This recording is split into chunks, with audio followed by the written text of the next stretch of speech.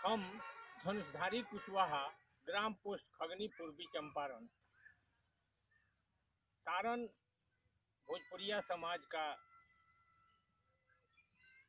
सेवा में एगो कविता प्रस्तुत कर रहल बानी। कविता के शीर्षक बा हमर बुढ़िया। हमर बुढ़िया तिरछी आंखें मधुर मुसुकिया दागे ले, आ साँझ कहीं त आजो हमरा नैकी कनिया लागे ले। हमरा बाटे पांच पतोहिया, ओकरा 5 गो बेटा, आ 4 पुतनिया हमरा भैया, ओकरा 7 गो पोता। सजी गोड़ा का बीचे बुढ़िया राजमाता सन लागे ले, आ साँझ कहीं त आजो बुढ़िया नैकी कनिया लागे ले। हंसी हंसी बुढ़िया दिले इशारा, हम हरकत में आई ले, आ बड़ी चाव से खाना परोसे, हमहू चाव से खाई ले।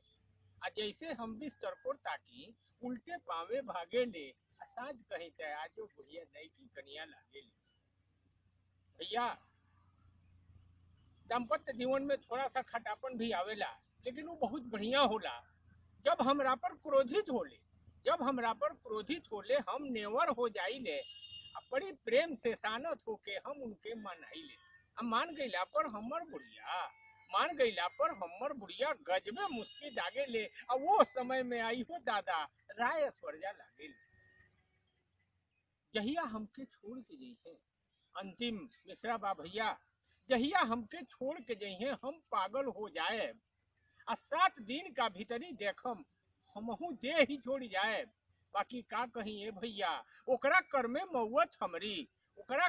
मौत हमरी कोस 77 भागे ले, आ साँझ कहीं त आजो बुढ़िया नैकी कनिया लागे ले।